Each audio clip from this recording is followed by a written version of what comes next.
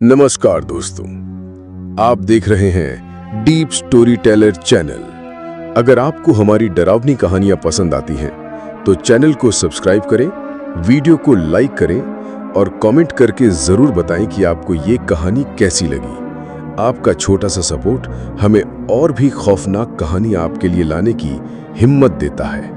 नमस्कार दोस्तों, मेरा नाम अमित है और मैं उत्तर प्रदेश के गोरखपुर जिले से कोई 30 से 40 किलोमीटर की दूरी पर बसे एक छोटे से शांत गांव का रहने वाला हूं और मैं पेशे से एक ट्रक ड्राइवर हूं। आज मैं आप लोगों के साथ अपने जिंदगी का वो सबसे भयानक वाकया साझा करने जा रहा हूं। एक ऐसी हकीकत जिसने मेरे सोचने समझने के तरीके को हमेशा के लिए बदल दिया।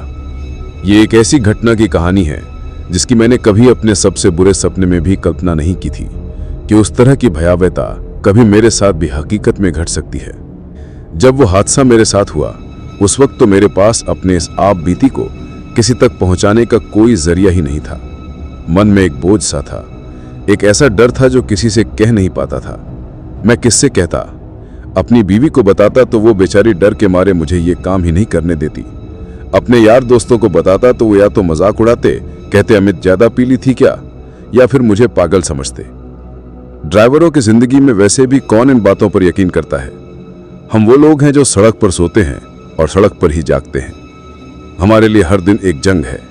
इन भूत प्रेत की कहानियों के लिए हमारी जिंदगी में कोई जगह नहीं होती, या कम से कम मैं तो यही मानता था। लेकिन फिर अभी कुछ हफ्तों पहले की बात है। मैं रात में ट्रक चलाते चलाते अपने फोन पर यूं ही कुछ सुन रहा था।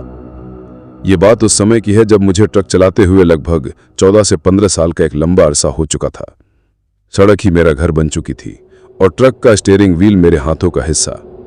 उस महीने में असम के शिलांग से चाय पत्ती का माल लादकर वापस अपने घर उत्तर प्रदेश लौट रहा था। सफर बहुत लंबा था और वापसी में ट्रक पूरा खाली था, तो खर्च बचाने के लिए मैंने कोई खलासी भी साथ नहीं रखा था। मैं उस बड़े से केबिन में बिल्कुल अकेला था, अपनी तन्हाई और सड़क पर बजते पुराने गानों के साथ। अब जब मैं बरेली पार करके उत्तर प्रदेश की सीमा में दाखिल हुआ तो रात के करीब 9:30 बज चुके थे। दिन भर की लगातार ड्राइविंग से मेरा शरीर बुरी तरह थक कर चूर हो चुका था। मेरी आंखें भारी हो रही थीं और पीठ में एक तेज दर्द उठा था। इसके साथ ही मुझे काफी तेज भूख भी लगने लगी थी। ऐसी भूख कि पेट में चूहे नहीं बल्कि डायनासोर दौड़ रहे थे। हालांकि घर से निकलने से पहले मेरी बीवी ने मुझसे जिद की थी कि मैं खाने का टिफिन साथ ले जाऊं, लेकिन उस वक्त तो मैंने मर्दानगी दिखाते हुए उससे ये कह दिया था कि अरे रास्ते में किसी भी अच्छे ढाबे पर रुककर ताज़ा गर्म खा लूंगा, तो खामख्वाह सुबह सुबह परेशान मत हो। मैं ट्रक चलाते चलाते किसी ढाबे की तलाश में था, लेकिन जिस रास्ते से मैं गुजर रहा था वो कुछ जरूरत से ज्यादा ही बेयाबान और वीरान था। सड़क के दोनों तरफ सिर्फ मीलों तक फैले खेत थे जो रात के अंधेरे में किसी काले समंदर की तरह लग रहे थे। दूर दूर तक किसी गांव की कोई टिमटिमाती रोशनी भी दिखाई नहीं दे रही थी। माहौल में एक अजीब सी खामोशी थी। इसी बीच मुझे जोर से पेशाब लगी। मैंने सड़क के किनारे ट्रक को रोका, हेडलाइट बंद की और नीचे उतरकर सड़क से थोड़ा हटकर खेतों की तरफ चला गया। जब मैं वहां खड़ा था तभी मेरी नजर थोड़ी दूर आगे सड़क के किनारे कुछ टिमटिमाती हुई रोशनियों पर पड़ी। मैंने गौर से देखा तो पाया कि वो एक छोटा सा ढाबा था। उसके बाहर 2-3 और ट्रक भी खड़े थे। ट्रकों को देखकर मेरे मन को तसल्ली हुई कि यह जगह सुरक्षित होगी और यहाँ खाना भी अच्छा मिलेगा। मैं वापस अपने ट्रक में आया और उसे स्टार्ट करके उस ढाबे की ओर बढ़ा दिया। जब मैं ढाबे के करीब पहुंचा तो मुझे दिखाई दिया कि उस ढाबे वाले ने अपने उस ढाबे को काफी अच्छी तरीके से सजा रखा था। बाहर की तरफ रंग बिरंगी लाइटों की कई सारी लड़ियां लगी हुई थीं और इसके साथ ही उस ढाबे के ठीक सामने सड़क के बगल में उसने लकड़ी की कुर्सी टेबल भी अच्छी तरीके से डाल रखी थी, जहां पर मुझे 4 से 5 लोग बैठकर गोरखपुरम से खाना खाते हुए भी दिखाई दे रहे थे। अब उन लोगों को देखकर मेरा मन थोड़ा और आश्वस्त हुआ और मैं भी अपने ट्रक को बाकी ट्रकों के साथ लाइन में लगाकर रोक देता हूं और फिर उसके बाद अपना गमछा कंधे पर उठाकर केबिन के भारी फाटक को खोलकर नीचे उतर जाता हूं। लेकिन अब जैसे ही मैंने उस ट्रक से नीचे कदम रखा तो ट्रक के केबिन से नीचे उतरते ही मुझे वहां पर एक अजीब सी बहुत तीखी गंध महसूस होती है। वो गंध इतनी भयानक और सड़ांत भरी थी कि वहां पर एक पल के लिए तो मेरा सांस लेना भी मुश्किल हो गया था। ऐसा लग रहा था जैसे कोई जानवर मरकर सड़ गया हो या फिर किसी कचरे का बहुत बड़ा ढेर हो। जैसे ही मैंने उस गंध को महसूस किया तो मैं मन में सोचता हूं कि भला इतनी बुरी दुर्गंध के बीच ये लोग यहाँ पर इतने गोरखपुरम से बैठे बैठे खाना कैसे खा रहे हैं? क्या इन्हें ये गंध महसूस नहीं हो रही? यही बात सोचकर मैं अपने उस गमछे से अपनी नाक और मुंह को अच्छी तरह ढकता हूं और फिर उस छोटे से ढाबे की तरफ जाने लगता हूं। पर जब मैं वहां पर गया तो मैंने देखा कि बाहर की तरफ जो कुर्सी टेबल लगी हुई थी उनके ऊपर 2-3 आदमी बैठे बैठे खाना खा रहे थे और उनके बगल में ही एक औरत और एक जवान लड़की बैठी हुई थी। पर जब मैंने उन दोनों को वहां पर देखा तो मुझे उनको देखकर कुछ थोड़ा सा अजीब सा महसूस हुआ, क्योंकि उस वक्त वो जो औरत थी उसने काफी लंबा घूंघट निकाल रखा था, इतना लंबा कि उसका चेहरा तो क्या गर्दन तक दिखाई नहीं दे रही थी। और उसके बगल में वो जो लड़की बैठी हुई थी उसके भी सिर के जो बाल थे वो पूरी तरीके से खुले हुए थे, जिसकी वजह से उसका एक तरफ का आधा चेहरा उन बालों से ही ढका हुआ था। वो दोनों चुपचाप बैठी थी, ना कोई बात ना कोई हरकत। अब वो सब कुछ सोचते हुए मैं उन दोनों को तो नजरअंदाज करता हूं और फिर उस ढाबे के काउंटर पर जाकर ऑर्डर देने की सोचता हूं। लेकिन जैसे ही मैं उस ढाबे के काउंटर पर जाता हूं तो मैं सोचता हूं कि क्या मैं यहां क्या ऑर्डर दूंगा।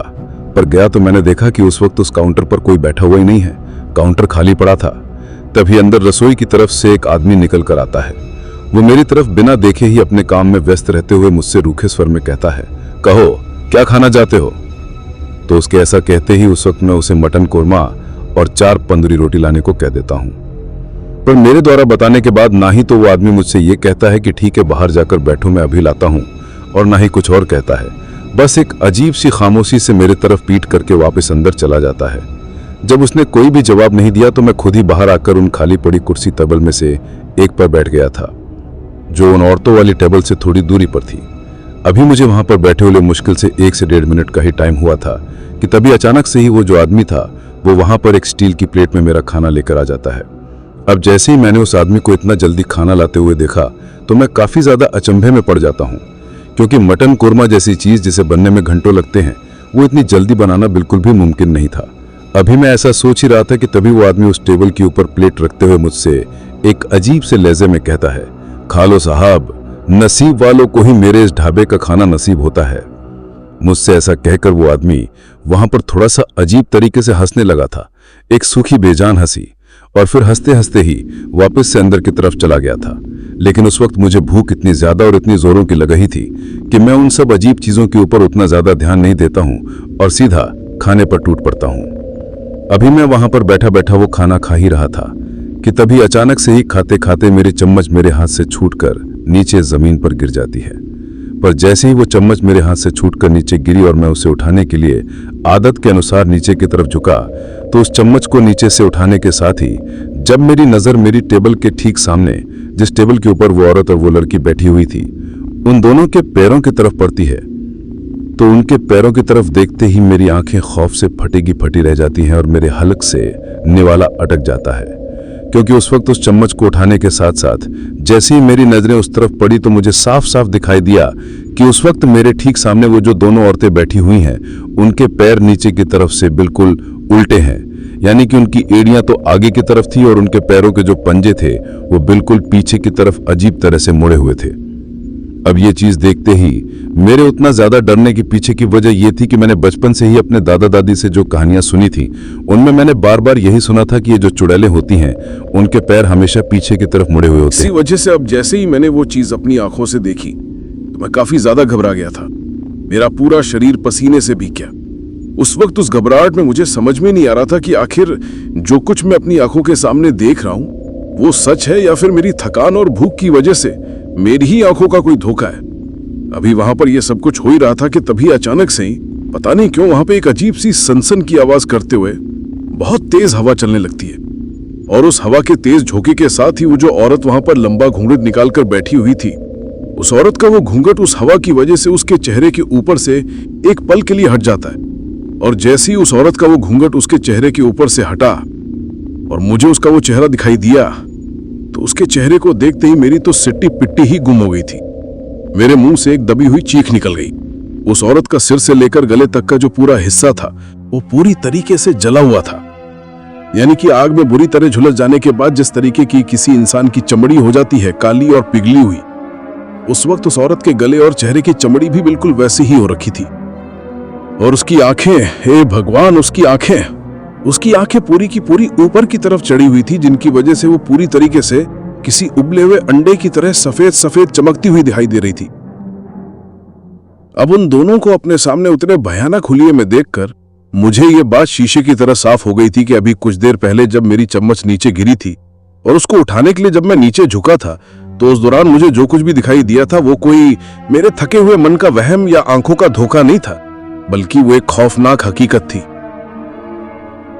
अब वो सारी चीजें समझ में आती, मैं वहां से अपनी जान बचाकर भागना चाहता था, लेकिन तभी अचानक से ही अंदर की तरफ से वो ढाबे वाला आदमी निकल कर आता है जो वहां पर मुझे और उन दोनों को खाना परोस रहा था। पर अब जैसे ही मैं उस आदमी की तरफ देखता हूं तो उसके हुलिये को देखकर तो मैं डर के मारे 2-3 कदम पीछे ही हट गया था, क्योंकि उस वक्त उसका जो चेहरा था वो इतना ज्यादा भयानक और घिनौना हो रखा था कि उन चुड़ैलों का जला हुआ चेहरा तो उसके सामने कुछ भी डरावना नहीं था। दरअसल जैसे ही वो उस ढाबे से निकलकर बाहर आया तो मुझे दिखाई दिया कि उस वक्त उस आदमी के जो होंठ थे वो किसी जानवर की तरह काफी ज्यादा मोटे और नीचे की तरफ लटके हुए थे। इसके साथ ही उसके होठों से एक अजीब सी काले काले खून जैसी लार टपक टपक कर नीचे जमीन की तरफ गिर रही थी, और उसकी एक आंख की जगह सिर्फ एक गहरा काला गड्ढा था।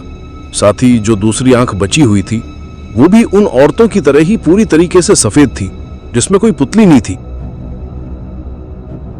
अब उस वक्त वहां पर जब ये सब चीजें हो रही थी तो तभी आसमान में एक बहुत तेज बिजली कड़कती है, जिसकी रोशनी में एक पल के लिए मुझे उन तीनों के भयानक चेहरे साफ साफ दिखाई दिए। लेकिन उस बिजली के कड़कने के साथ ही जैसे मेरे शरीर में थोड़ी सी हलचल होती है, और मुझे ये समझ में आता है कि अब अगर मैं कुछ और देर तक यहीं पर इसी तरीके से जड़ होकर खड़ा रहा तो आज इन लोगों के हाथों पक्का मारा जाऊंगा और शायद कल रात किसी और मुसाफिर की थाली में मेरा गोश्त परोसा जाएगा। यही बात सोचकर मैं वहां से अपनी पूरी ताकत लगाकर अपनी ट्रक की तरफ इतना तेज दौड़ता हूं कि शायद उससे पहले मैं कभी भी उतना तेज अपनी पूरी जिंदगी में नहीं दौड़ा था। लेकिन जैसी मैं पीछे की तरफ पलटकर अपनी ट्रक की ओर भागने लगा तो मुझे दौड़ते वक्त अपने पीछे से उस जली हुई औरत की इतनी तेज दिल फाड़ देने वाली चीखने की आवाज सुनाई दी कि जैसे उसके हाथ से उसका कोई बहुत मनपसंदीदा शिकार निकल गया हो। लेकिन इससे पहले कि मैं अपनी ट्रक कैबिन में जाकर बैठ पाता, उस ट्रक की तरफ दौड़ते हुए जब मैं उसके थोड़ा करीब गया तो उसके थोड़ा करीब जाते ही मेरे पैर अचानक से ही दौड़ना बंद कर देते हैं और मैं एक झटके के साथ ही जिस तरीके से किसी तेज रफ्तार गाड़ी को ब्रेक लगते हैं उस तरीके से वहीं का वहीं रुक जाता हूं, क्योंकि उस वक्त मुझे अपनी ट्रक कैबिन में कुछ ऐसा दिखाई दिया था जिसको देखकर मेरी हालत खराब हो गई थी और मुझे यह समझ में आ गया था कि आज मेरा यहां पर मरना तय है और बचने का कोई रास्ता नहीं बचा है। दरअसल जैसे ही मैं दौड़कर अपनी ट्रक की तरफ आने लगा तो इससे पहले कि मैं उस ट्रक के फाटक को खोलकर उसके अंदर बैठ पाता, मुझे उस ट्रक के सामने वाले बड़े शीशे से साफ दिखाई देता है कि मेरी ट्रक के कैबिन के अंदर ड्राइविंग सीट पर कोई बैठा हुआ है। पर वो जो कोई भी बैठा हुआ था वो कोई आदमी तो बिल्कुल भी नहीं था, बल्कि वो एक औरत थी, और वो औरत और कोई नहीं बल्कि वही जली हुई औरत थी जिसका हुलिया आग में झुलसा हुआ और डरावना दिखाई दे रहा था। पर अब उस औरत को मेरी ही ट्रक के कैबिन में ड्राइविंग सीट पर बैठा हुआ देखकर मैं तो एक तरीके से हिम्मत ही हार गया था। मेरा दिल बैठ गया था कि शायद अब मैं यहां से बचकर नहीं निकल पाऊंगा।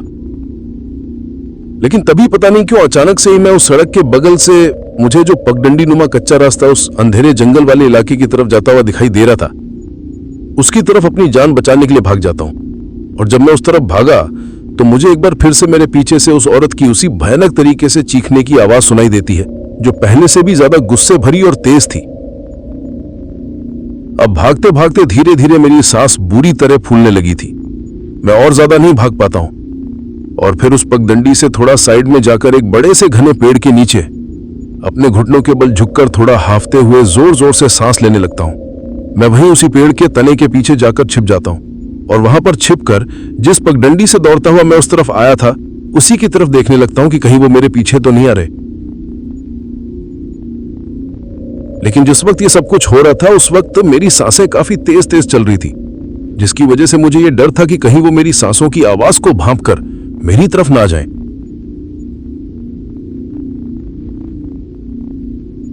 लेकिन जब मैं उस पेड़ के तने के पीछे छिपकर उस पगडंडी की तरफ देख रहा था तो अचानक से मुझे अपने सिर पर थोड़ा पीछे की तरफ गर्दन वाली साइड में एक बूंद गिरती हुई महसूस होती है। लेकिन वो बूंद काफी ज्यादा गर्म और चिपचिपी थी। अब जब मुझे उस तरीके का फिर से मेरी गर्दन पर कुछ गिरता हुआ महसूस हुआ तो मैं सामने की तरफ देखते देखते ही अपने एक हाथ से पीछे की तरफ जहां पर भी मुझे वो थोड़ा गर्म सा महसूस हो रहा था वहां अपने एक हाथ को रगड़ता हूं और फिर उस हाथ की हथेली को सामने की तरफ करके उसे देखता हूं।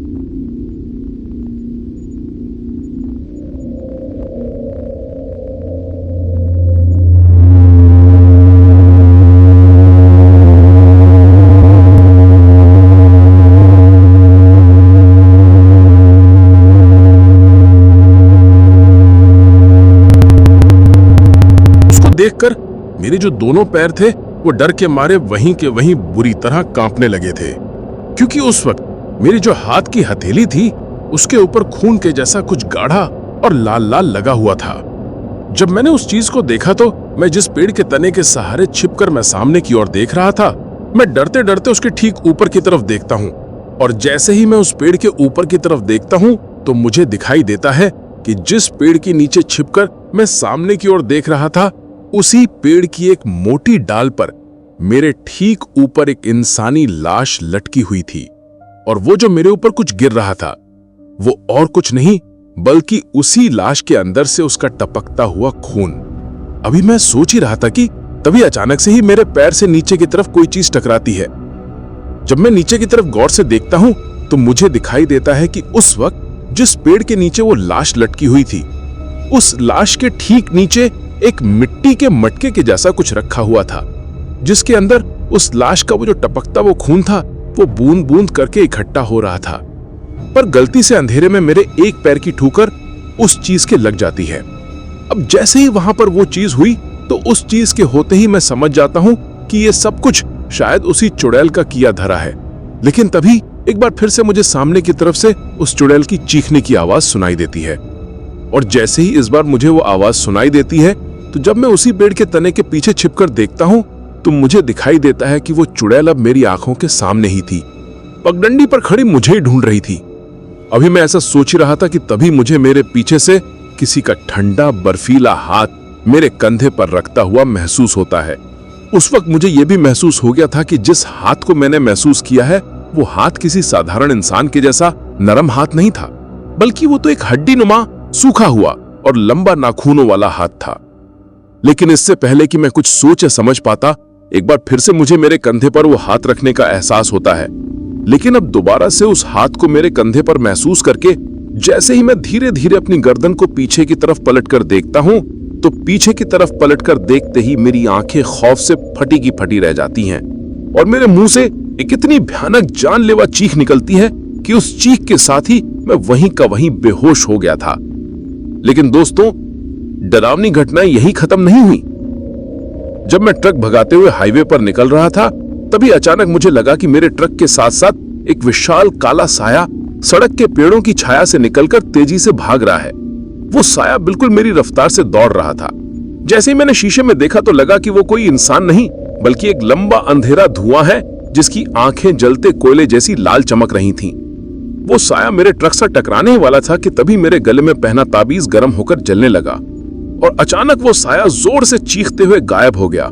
उस आवाज ने मेरी रूह तक जमा दी थी। लेकिन बेहोश होने से ठीक पहले मुझे इतना तो दिखाई दे गया था कि उस वक्त मेरे पीछे और कोई नहीं बल्कि वही लड़की थी जो उस चुड़ैल के साथ में वहां पर बैठी हुई थी। अब उसने मुझे पकड़ लिया था और उस वक्त वो मेरे ठीक पीछे उस पेड़ के नीचे ही खड़ी हुई थी। लेकिन अब उसको मेरे इतना करीब खड़ा देखकर ही मैं समझ गया था कि अब मेरी मौत मेरे सामने है। उस भयानक चीख के साथ जब मैं बेहोश हुआ तो उसके बाद मेरे साथ वहां पर क्या हुआ इसके बारे में मुझे कुछ भी नहीं पता। मेरी दुनिया एक गहरे काले अंधेरे में डूब गई थी। लेकिन जब कई दिनों बाद मेरी आंख खुली तो आंख खुलने के साथ ही मुझे मेरे पूरे बदन पर काफी ज्यादा जलन और दर्द महसूस हो रहा था। मुझे ऐसा लग रहा था कि जैसे किसी ने बुरी तरीके से मेरे अंग अंग को नोच डाला है और मेरे शरीर पर सैकड़ों घाव हैं। मैं बहुत कमजोर महसूस कर रहा था। आंख खुलते ही जब मैं चारों तरफ देखता हूं तो मुझे दिखाई देता है कि मैं जंगल में जमीन पर ही लेटा हुआ हूं। आंख खुलने के बाद जब मैंने कुछ बोलना चाहा तो मैं चाहकर भी कुछ नहीं बोल पाता हूं। उस वक्त मेरे गले से सिर्फ एक अजीब दर्द भरी कराहने की आवाज के अलावा और कुछ भी नहीं निकल रहा था। अपने आप को इस लाचार हालत में पाकर मेरे मन में सिर्फ एक ही नाम आया, हनुमान जी। मैं टूटी फूटी कांपती हुई आवाज में हनुमान चालीसा का पाठ करने लगा। मेरी आवाज बहुत धीमी थी, लगभग फुसफुसाहट जैसी, लेकिन मैं अपनी पूरी ताकत लगाकर पाठ कर रहा था। जय हनुमान ज्ञान गुण सागर, जय कपीस तिहु लोक उजागर। मैं बार बार उन्हीं पंक्तियों को दोहरा रहा था। तभी मुझे कुछ लोगों के कदमों की आहट और बातें करने की आवाज सुनाई दी। वो आवाजें मेरी तरफ ही आ रही थीं। एक पल के लिए मुझे लगा कि शायद वो चुड़ैलें ही वापस आ गई हैं। मैं डर के मारे कांपने लगा, लेकिन मैं चाहकर भी वहां से उठकर भाग नहीं सकता था, क्योंकि उस वक्त मुझे मेरे शरीर के अंदर इतनी ज्यादा कमजोरी महसूस हो रही थी कि उठकर भागना तो दूर की बात है, मैं तो अपनी गर्दन को उठाकर भी सामने की तरफ नहीं देख पा रहा था। तभी मेरे सामने एक बूढ़ा आदमी और 2-4 गांव के लोग आते हैं। उनके हाथ में लकड़ियां और कुल्हाड़ी थी। वे मुझे हनुमान चालीसा का पाठ करते हुए उस बुरी हालत में देखकर हैरान रह गए। वे दौड़कर मेरे पास आए और उनके चेहरों पर एक अजीब सी खुशी और हैरानी के भाव आ गए। उनमें से एक ने कहा, अरे ये तो जिंदा है, हम तो इसकी आवाज सुनकर यहां आए थे। इसके साथ ही मैं देखता हूं कि मेरे पूरे बदन पर किसी जंगली जानवर के नोचने और काटने के गहरे निशान थे। जब मैंने अपनी इतनी बुरी हालत देखी तो मैं मुंह से तो कुछ बोल नहीं पाया, लेकिन शायद मेरे कांपते हुए होठों और डरी हुई आंखों से वो लोग समझ गए थे कि मैं उनसे क्या जानना चाह रहा हूं। इसी वजह से उनमें से जो सबसे बूढ़े आदमी थे वो मेरे सर पर हाथ फेरते हुए मुझे बताते हैं कि बेटा डरो मत, तुम अब सुरक्षित हो। हम लोग सुबह जंगल में लकड़ियां तोड़ने के लिए आए थे तो हमें किसी के हनुमान चालीसा पढ़ने की बहुत धीमी आवाज सुनाई दी। उसी आवाज का पीछा करते करते हम यहां पहुंचे तो तुम्हें इस हालत में पाया। ऐसा लगता है किसी जंगली जानवर ने तुम पर हमला किया है। वो लोग मुझे उठाकर अपने गांव ले जाए। अब उन लोगों के मुंह से वो बातें सुनकर मैं समझ गया था कि हनुमान जी ने ही मेरी जान बचाई है। वो आत्माएं शायद हनुमान चालीसा की वजह से मुझे मार नहीं पाई और घायल छोड़कर चली गईं। मैं कई दिनों तक उस गांव में ही रहा जब तक कि मेरे जख्म थोड़े भर नहीं गए। उन गांव वालों ने मेरी बहुत सेवा की, लेकिन जब मैं थोड़ा ठीक हुआ तो ठीक होने के बाद मैंने उनको मेरे साथ जो कुछ भी हुआ था वो सारी बातें विस्तार से बता दी थी। जब मैंने उन लोगों को वो सब बातें बताई तो मेरे मुंह से उस ढाबे वाली कहानी को सुनकर वो लोग एक दूसरे का मुंह देखने लगे। तब उस बूढ़े आदमी ने मुझे बताया कि बेटा वो ढाबा तो आज से लगभग 15 से 20 साल पहले वहां पर चला करता था, लेकिन एक बार उस ढाबे के ऊपर गैस सिलेंडर फटने से काफी तेज आग लग गई थी। जिस आग में वहां पर खाना खाने वाले कुछ मुसाफिर और वो ढाबे वाला, उसकी बीवी और उसकी जवान बेटी सबके सब जलकर वहीं मर गए थे। और उसके बाद से ही वो ढाबा बंद पड़ा हुआ है और अब वो एक खंडहर बन चुका है। लोग कहते हैं कि रात में वहां से चीखने चिल्लाने की आवाजें आती हैं। अब उन लोगों से वो बात सुनकर मैं समझ गया था कि उस दिन मेरे साथ जो कुछ हुआ था वो क्या था और वो लोग कौन थे।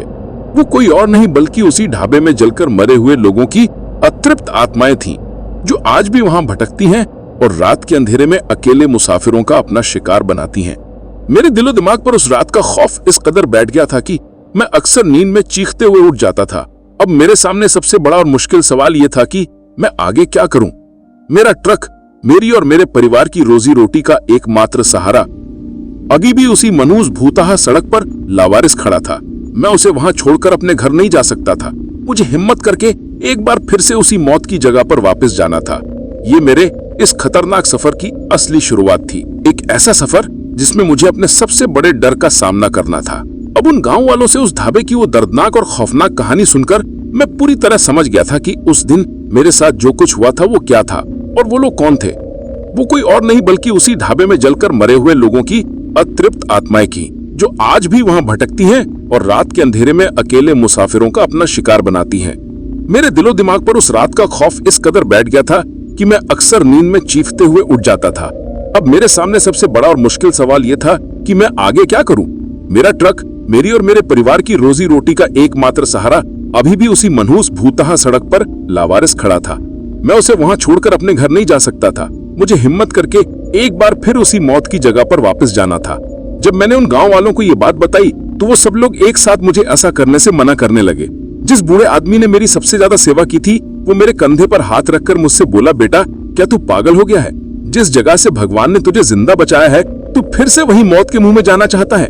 भूल जा उस ट्रक को, जान है तो जहान है। मैंने उनसे हाथ जोड़कर विनती करते हुए कहा, बाबा आप बिल्कुल ठीक कह रहे हो, लेकिन वो ट्रक सिर्फ लोहे का एक टुकड़ा नहीं है, वो मेरे परिवार का पेट पालता है। अगर मैं उसे वहीं छोड़ आया तो मेरा सब कुछ बर्बाद हो जाएगा, मेरे बच्चे भूखे मर जाएंगे। मुझे जाना ही होगा। बस आप लोग मुझ पर एक आखिरी एहसान कर दीजिए कि दिन के उजाले में मेरे साथ वहां तक चल दीजिए। मैं अकेला उस जगह पर वापस जाने की हिम्मत नहीं कर पा रहा हूँ। मेरी आंखों में आंसू और मेरी आवाज में बेबसी देखकर और मेरी मजबूरी को समझकर वो बूढ़ा आदमी और गांव के 2 और जवान लोग मेरे साथ चलने के लिए आखिरकार राजी हो गए। लेकिन उन्होंने एक शर्त रखी कि जैसे ही सूरज ढलना शुरू होगा वो एक पल भी वहां नहीं रुकेंगे। चाहे मेरा काम पूरा हुआ हो या नहीं, मैंने कांपते हुए उनकी शर्त मान ली। अगली सुबह हम चारों हाथ में मोटी मोटी लाठियां और टॉर्च लेकर उस घने जंगल के रास्ते से वापस उसी हाईवे की तरफ बढ़ने लगे। जैसे जैसे हम उस जगह के करीब पहुंच रहे थे, मेरा दिल किसी ढोल की तरह जोर जोर से धड़कने लगा था। मेरे दिमाग में उस रात की सारी खौफनाक घटनाएं एक एक करके किसी फिल्म की तरह घूमने लगी थी। वो चीखें, वो भयानक पीछा, वो पेड़ से लटकी हुई लाश, सब कुछ मेरी आंखों के सामने फिर से जिंदा हो रहा था। लगभग 1 घंटे तक पगडंडियों पर चलने के बाद हम जंगल से निकलकर उस हाईवे पर आ गए और थोड़ी ही दूर पर मुझे मेरा ट्रक उसी जगह पर खड़ा हुआ दिखाई दिया जहां मैं उसे छोड़कर भागा था। लेकिन जब थोड़ा ठीक होने के बाद मैं उस ढाबे के बगल में मेरी जो ट्रक खड़ी हुई थी, मैं उस ट्रक को लेने गया तो मुझे दिखाई दिया कि ट्रक तो वहां पर बिल्कुल ठीक ठाक हालत में खड़ी हुई थी। हालांकि इतने दिनों में उसके ऊपर काफी सारी धूल मिट्टी की मोटी परत जम गई थी। उसकी हालत देखकर ऐसा लग रहा था जैसे वो महीनों से नहीं बल्कि कई सालों से इसी तरीके से वीरान और लावारिस खड़ी हो। पहियों के आसपास मकड़ी के बड़े बड़े जाले लग गए थे, पर जैसे ही मैंने ट्रक के सामने की तरफ देखा तो मेरे होश उड़ गए। मुझे दिखाई दिया कि जिस जगह पर मुझे वो सजा धजा रोशनी से नहाया हुआ ढाबा दिखाई दिया था, अब वहां पर एक पुरानी सी खंडहरनुमा दुकान के जैसा कुछ था, जिसको देखकर ऐसा लग रहा था कि जैसे ये कई सालों से इसी तरीके से एक वीरान खंडहर के रूप में पड़ी हुई है। उसकी छत आधी टूट चुकी थी और दीवारों पर काई जमी हुई थी।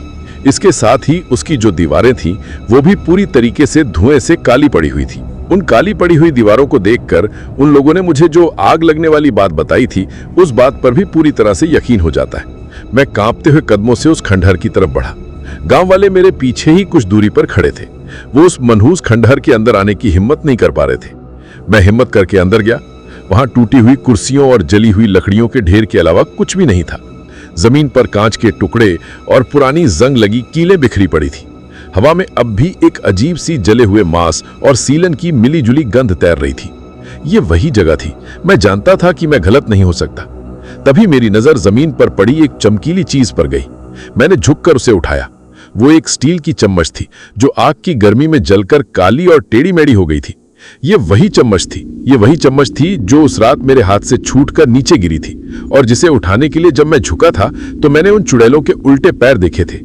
उस चम्मच को अपने हाथ में देखकर मेरे पूरे शरीर में एक खौफ की लहर दौड़ गई। ये इस बात का पक्का सबूत था कि जो कुछ भी उस रात मेरे साथ हुआ था वो मेरा कोई सपना या वहम नहीं था, वो एक भयानक जानलेवा हकीकत थी। मैं उस चम्मच को लेकर जैसे ही पीछे मुड़ा तो तभी अचानक से सूरज घने बादलों के पीछे छिप गया और एक पल के लिए वहां दिन में ही अंधेरा सा छा गया। और उसी एक पल मुझे उस खंडहर के अंदर से किसी लड़की के धीरे धीरे खिलखिलाकर हंसने की आवाज सुनाई दी। वो वही हंसी थी, वो वही शैतानी हंसी थी। उस हंसी को सुनते ही मेरे रोंगटे खड़े हो गए। मेरे पीछे खड़े गांव वाले भी वो आवाज सुनकर बुरी तरह से डर गए थे। बूढ़े आदमी ने चिल्लाकर कहा, भागो यहां से, सूरज ढल रहा है, वो जाग रही हैं। हम चारों वहां से अपनी पूरी जान लगाकर भागे और सीधा मेरे ट्रक के पास पहुंचे। मैंने कांपते हुए हाथों से बड़ी मुश्किल से ट्रक का दरवाजा खोला और जल्दी से उसे स्टार्ट किया। भगवान का लाख लाख शुक्र था कि ट्रक एक ही बार में स्टार्ट हो गया। हम सब जल्दी से ट्रक में बैठे और मैंने ट्रक को वहां से ऐसे भगाया जैसे हम मौत से भाग रहे हों। मैंने रियर व्यू मिरर में देखा, वो खंडहर धीरे धीरे पीछे छूटता जा रहा था। लेकिन मुझे आज भी ऐसा लगता है कि मैंने उस अंधेरे खंडहर की टूटी हुई खिड़की में किसी को खड़ा हुआ देखा था, जो हमें जाते हुए देख रहा था और शायद मुस्कुरा रहा था। अब उस वीरान खंडहर से उस चुड़ैल की दिल दहला देने वाली हंसी की आवाज सुनकर हम सब लोग बुरी तरीके से घबरा गए थे। उस वक्त मेरे हाथ पैर डर के मारे इतने ज्यादा कांप रहे थे कि मुझसे ट्रक का गियर भी ठीक से नहीं लग रहा था। मेरे पीछे बैठे गांव वाले लगातार भगवान का नाम जप रहे थे और मुझसे जल्दी से जल्दी ट्रक भगाने को कह रहे थे। मैंने जैसे तैसे हिम्मत जुटाकर ट्रक को गियर में डाला और उसे उस मनहूस जगह से जितनी दूर हो सके उतनी दूर भगा ले गया। काफी दूर आने के बाद जब मुझे इस बात का यकीन हो गया कि अब हम उस इलाके से बहुत बाहर आ चुके हैं, तब जाकर मैंने ट्रक की रफ्तार थोड़ी धीमी की।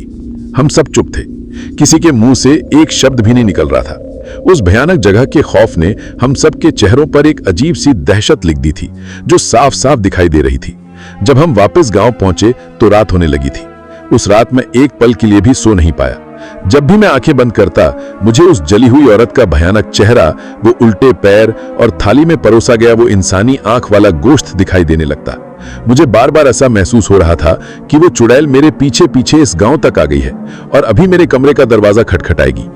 अगली सुबह जब मैं उन लोगों का धन्यवाद करके वहां से जाने की तैयारी करने लगा तो वो बूढ़े बाबा, जिन्होंने असल में मेरी जान बचाई थी, मेरे पास आए।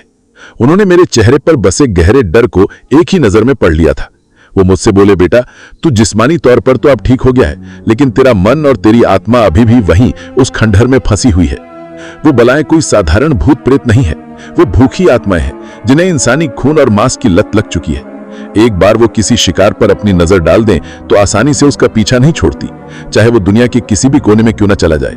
उनकी बात सुनकर मेरा डर और भी ज्यादा बढ़ गया।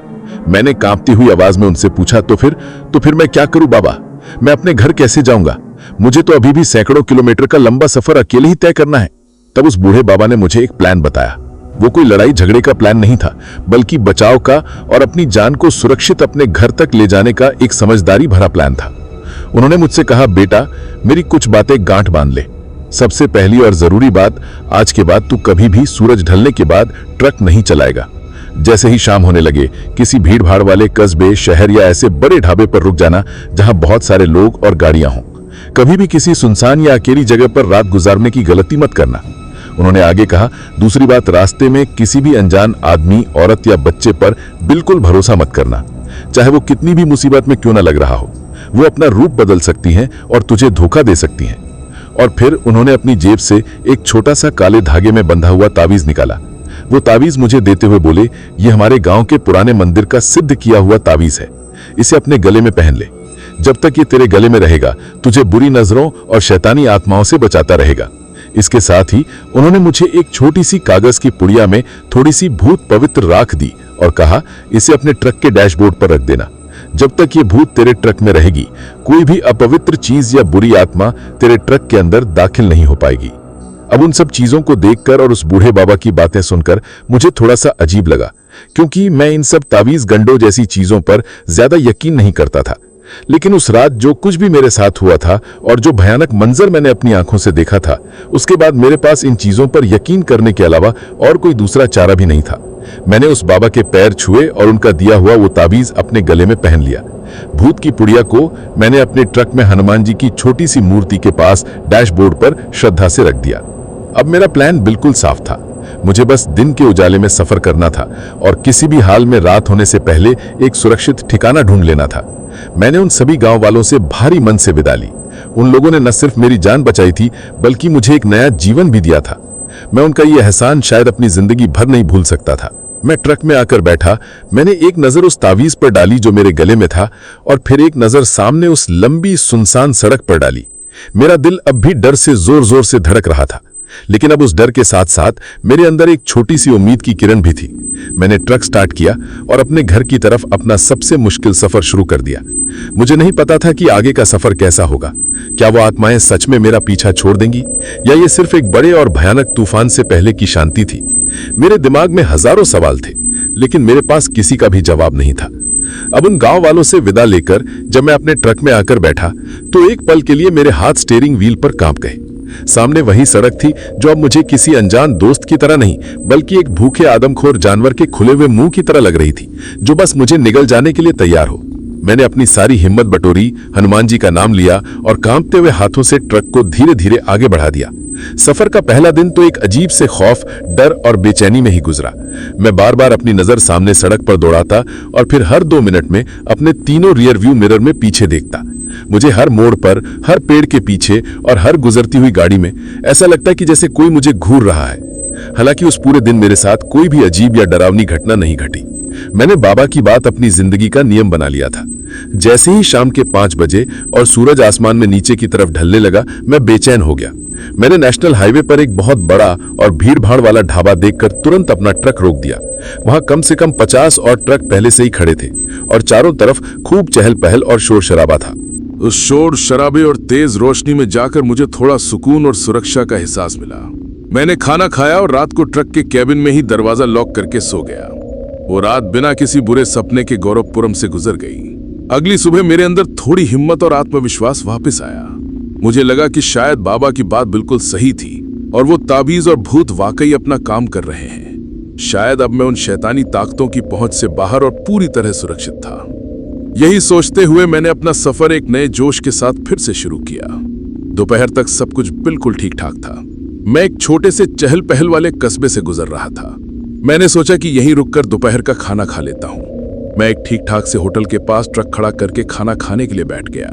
अभी मैं खाना खा ही रहा था कि तभी मेरी नजर खिड़की से बाहर सड़क के उस पार पड़ी। सड़क के उस पार एक औरत और एक लड़की बहुत धीरे धीरे चल रही थी। उस औरत ने एक लंबा सा खून जैसे लाल रंग का घूंघट निकाल रखा था और उस लड़की के काले लंबे बाल उसके चेहरे पर बिखरे हुए थे।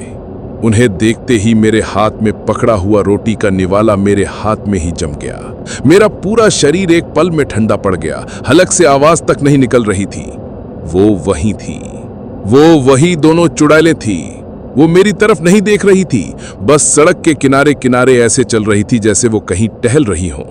लेकिन मैं अपनी आत्मा की गहराई से ये बात जानता था कि वो मेरे लिए ही आई हैं। वो मेरा पीछा कर रही थी। मैंने कांपते हुए हाथों से मेज पर पैसे रखे और बिना अपना खाना खत्म किए मैं लगभग दौड़ता हुआ अपने ट्रक की तरफ भागा। मैंने जल्दी से ट्रक स्टार्ट किया और उसे वहां से भगा ले गया। मैंने शीशे में देखा, वो दोनों अब भी उसी धीमी इत्मीनान वाली चाल से चल रही थी, जैसे उन्हें कोई जल्दी ना हो, जैसे वो अच्छी तरह जानती हो कि मैं उनसे भागकर आखिर जाऊंगा भी कहां। अब मेरा सारा आत्मविश्वास टूट चुका था और मेरा डर वापस लौट आया था, पहले से भी कहीं ज्यादा भयानक रूप में। मैं समझ गया था कि वो मेरा पीछा इतनी आसानी से नहीं छोड़ने वाली। अब मेरी ये यात्रा एक साधारण यात्रा नहीं, बल्कि वक्त के खिलाफ एक जानलेवा दौड़ बन गई थी। मुझे किसी भी हाल में सूरज ढलने से पहले एक सुरक्षित जगह पर पहुंचना था। मैं ट्रक को अंधाधुंध भगा रहा था। शाम तेजी से होने लगी थी और मैं एक बहुत ही सुनसान और वीरान इलाके से गुजर रहा था। दूर दूर तक किसी गांव या कस्बे का कोई नामो निशान नजर नहीं आ रहा था। मेरी बेचैनी और घबराहट बढ़ती ही जा रही थी। तभी मुझे दूर आगे कुछ टिमटिमाती हुई रोशनियां दिखाई दी। उन रोशनियों को देखकर मेरी जान में जान आई। मुझे लगा कि कोई बड़ा कस्बा या शहर आने वाला है। मैंने ट्रक की रफ्तार और तेज कर दी। जैसे जैसे मैं नजदीक पहुंचता गया, मुझे एक बड़े से ढाबों का समूह और एक छोटा सा बाजार जैसा दिखाई दिया। वहां खूब चहल पहल और भीड़ भाड़ लग रही थी। मैंने भगवान का मन ही मन शुक्रिया अदा किया और उस जगह की तरफ बढ़ने लगा। लेकिन जैसे ही मैं उस जगह के बिल्कुल करीब पहुंचा, मेरा माथा ठनक गया। वहां लाइटें तो जल रही थी, लोग भी दिख रहे थे, लेकिन वहां से किसी भी तरह की कोई भी आवाज नहीं आ रही थी, बिल्कुल भी नहीं। एक भयानक मौत जैसा सन्नाटा पसरा हुआ था। मैंने डर के मारे ट्रक की रफ्तार धीमी कर दी और तभी मैंने गौर से देखा, वो कोई कस्बा नहीं था, वो एक पुराना वीरान और बंद पड़ा हुआ टोल प्लाजा था। और वो जो लोग मुझे दिखाई दे रहे थे, वो इंसान नहीं बल्कि हवा में तैरते हुए अजीब से काले साए थे। और उन सायों के बीचों बीच सड़क पर वो तीनों खड़े थे। वो जली हुई औरत, वो लड़की और वो भयानक होठों वाला ढाबे वाला। वो मेरा ही इंतजार कर रहे थे। उन्होंने मुझे फंसाने के लिए ये पूरा मायाजाल रचा था। अब मेरे पास भागने का कोई भी रास्ता नहीं था। मेरे पीछे घना अंधेरा जंगल था और आगे मेरी मौत साक्षात खड़ी थी। एक पल के लिए तो मैं पूरी तरह हिम्मत हार गया। मैंने सोचा कि बस अमित, आज तेरा खेल खत्म। लेकिन तभी मेरी नजर मेरे गले में पहने उस काले धागे वाले ताबीज पर पड़ी। पता नहीं क्यों, लेकिन उसे छूते ही मेरे अंदर एक अजीब सी बिजली और हिम्मत कौंधी। मैंने फैसला किया कि मैं हार नहीं मानूंगा, मैं रुकूंगा नहीं, मैं इस मायाजाल को चीरता हुआ निकलूंगा, चाहे जो हो जाए। मैंने ट्रक को पहले गियर में डाला, अपनी आंखें बंद करके जोर से हनुमान जी का नाम लिया और एक्सीलरेटर को अपनी पूरी ताकत से जमीन तक दबा दिया। मेरा ट्रक किसी रॉकेट की तरह आगे बढ़ा। मैं सीधा उनकी तरफ अपनी ट्रक लिए जा रहा था। जैसे ही ट्रक उनके बिल्कुल करीब पहुंचा, उन्होंने एक साथ एक बहुत ही भयानक और दिल दहला देने वाली चीख मारी। मेरा ट्रक उनके शरीर के आर पार ऐसे निकल गया जैसे वो कोई इंसान नहीं बल्कि धुएं के बादल हो। लेकिन जैसे ही मैं उनके बीच से गुजरा, मेरे ट्रक के कैबिन के अंदर का तापमान अचानक से इतना ज्यादा ठंडा हो गया जैसे मैं किसी बर्फ की बहुत बड़ी सिल्ली के अंदर घुस गया हूं। एक पल के लिए ट्रक की सारी लाइटें बंद हो गईं और इंजन खांसने लगा जैसे अभी बंद हो जाएगा। मुझे लगा कि बस अब ट्रक बंद हो जाएगा और मैं मारा जाऊंगा। लेकिन तभी मेरे गले में पहने ताबीज में से एक हल्की सी गर्माहट रोशनी निकली और डैशबोर्ड पर रखी भूत की पुड़िया से हल्का सा धुआं उठने लगा, जिसमें से चंदन की खुशबू आ रही थी। और फिर एक जोर के झटके के साथ ट्रक की लाइटें वापस जल उठी और इंजन फिर से अपनी पूरी रफ्तार में गरजने लगा। मैं उस मायाजाल से बाहर निकल आया था। मैंने रियर व्यू मिरर में देखा, वो टोल प्लाजा और वो रोशनियां गायब हो चुकी थी। पीछे अब सिर्फ घना डरावना अंधेरा था। मैं बच गया था, मैं उनके जाल से जिंदा निकल आया था। लेकिन ये मेरा आखिरी संघर्ष नहीं था। मैं ये बात अच्छी तरह जानता था कि अब वो मेरा पीछा और भी ज्यादा गुस्से और दोगुनी ताकत से करेंगे। मेरा सफर अभी खत्म नहीं हुआ था। अब उस मायाजाल ने टोल प्लाजा से जिंदा निकलने के बाद मैं बस अपनी ट्रक को भगाता जा रहा था। मेरे हाथ स्टीयरिंग व्हील पर इतनी मजबूती से जमे हुए थे कि मेरी उंगलियां दुखने लगी थी। मैं जानता था कि मैं उनके जाल से निकल आया हूं, लेकिन मैं ये भी जानता था कि वो अब भी मेरे पीछे हैं। मेरा ट्रक अब ठीक से नहीं चल रहा था। इंजन बार बार खांस रहा था जैसे अभी दम तोड़ देगा। हेडलाइट्स कभी तेज हो जाती तो कभी बिल्कुल धीमी पड़ जाती, और कैबिन के अंदर वो भयानक बर्फीली ठंडक अब भी बनी हुई थी। मेरे गले में पहने ताबीज में अब भी एक हल्की सी गर्माहट थी, जैसे वो उन आत्माओं की ठंडक से मेरी लड़ाई लड़ रहा हो। वो अब मुझे सामने आकर नहीं रोक पा रही थी, लेकिन उन्होंने मेरा पीछा करना नहीं छोड़ा था। जब भी मैं साइड वाले शीशे में देखता तो मुझे अंधेरे में सड़क के किनारे किसी औरत का साया खड़ा हुआ दिखाई देता, जो अगले ही पल गायब हो जाता। हवा में मुझे बार बार उसी लड़की की हंसी की आवाज सुनाई देती। ये एक ऐसा भयानक एहसास था जिसे मैं शब्दों में बयान नहीं कर सकता। मैं एक चलती फिरती कब्र में बैठकर भाग रहा था और मेरी मौत मेरे आसपास ही मंडरा रही थी। मेरी पूरी रात इसी तरह गुजरी। हर एक किलोमीटर का सफर मुझे एक पूरी जिंदगी जैसा लग रहा था। मैं बस भगवान से एक ही दुआ कर रहा था कि किसी तरह सुबह हो जाए। और फिर जैसे भगवान ने मेरी सुन ली हो, आसमान में पूरब की तरफ से एक हल्की सी लाली छाने लगी। रात का अंधेरा छटने लगा था, और जैसे ही सूरज की पहली किरण मेरे ट्रक के सामने वाले शीशे पर पड़ी, एक अजीब सी बात हुई। कैबिन के अंदर जो बर्फीली ठंडक थी वो अचानक से गायब हो गई। ट्रक का इंजन जो पूरी रात खांस रहा था, अब बिल्कुल मक्खन की तरह चलने लगा, और वो जो जले हुए मांस की गंध मेरी सांसों में बस गई थी, वो भी पूरी तरह से खत्म हो गई। ऐसा लगा जैसे सूरज की रोशनी ने मेरे ट्रक और मेरी आत्मा दोनों को पवित्र कर दिया हो। मैं समझ गया था कि अब मैं सुरक्षित हूं। वो अंधेरे के जीव थे और उजाले में उनकी ताकत खत्म हो जाती है। दोपहर तक मैं अपने जिले की सीमा में दाखिल हो चुका था, और कुछ घंटे बाद मैं अपने गांव की कच्ची सड़क पर था। दूर से मुझे मेरा छोटा सा घर दिखाई दिया। उसे देखते ही मेरी आंखों से आंसू बहने लगे। मुझे यकीन नहीं हो रहा था कि मैं जिंदा अपने घर वापस पहुंच गया हूं। जैसे ही मैंने घर के सामने ट्रक रोका, मेरे बच्चे पापा आ गए, पापा आ गए चिल्लाते हुए मेरी तरफ दौड़े। मेरी बीवी दरवाजे पर खड़ी थी। मुझे उस हालत में देखकर उसकी चीख निकल गई। मैं कई दिनों से नहाया नहीं था। मेरे कपड़े फटे हुए थे, शरीर पर जख्मों के निशान थे, और शायद मैं 10 साल और ज्यादा बूढ़ा लग रहा था। उस दिन के बाद मेरी जिंदगी पूरी तरह से बदल गई। मैंने उन गांव वालों को फोन करके उनका धन्यवाद किया जिन्होंने मेरी जान बचाई थी। मैंने अपनी बीवी या घर में किसी को भी उस रात की असली कहानी नहीं बताई। मैंने बस इतना कहा कि कुछ लुटेरों ने हमला कर दिया था और मैं कई दिनों तक जंगल में फंसा रहा। मैंने वो ट्रक बेच दिया। मैं फिर कभी उस ट्रक की ड्राइविंग सीट पर बैठने की हिम्मत नहीं कर पाया। मैंने शहर में ही एक छोटी सी दुकान खोल ली। अब मैं अपनी जिंदगी अपने परिवार के साथ गुजारता हूँ। लेकिन आज भी, इतने सालों बाद भी, वो रात मेरा पीछा नहीं छोड़ती। आज भी जब कभी रात में तेज हवा चलती है तो मुझे उस चुड़ैल की चीखें सुनाई देने लगती है। आज भी मैं कभी किसी सुनसान ढाबे पर अकेले खाना नहीं खाता।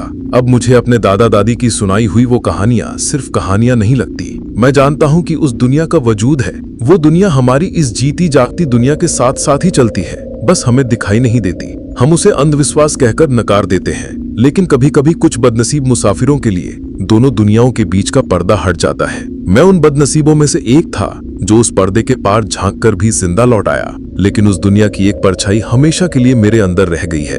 एक ऐसी परछाई जो मुझे हमेशा याद दिलाती है कि हाईवे की हर सुनसान सड़क के अंधेरे में कोई अनकही अनसुनी कहानी दफन होती है। तो दोस्तों, ये थी आज की खौफनाक कहानी। अगर आपको ये कहानी पसंद आई हो तो डीप स्टोरी टेलर चैनल को सब्सक्राइब करें, वीडियो को लाइक और कमेंट करें, और हमें बताएं कि अगली बार किस तरह की डरावनी कहानी आप सुनना चाहेंगे। जल्द मिलते हैं एक और नई और डरावनी कहानी के साथ। धन्यवाद।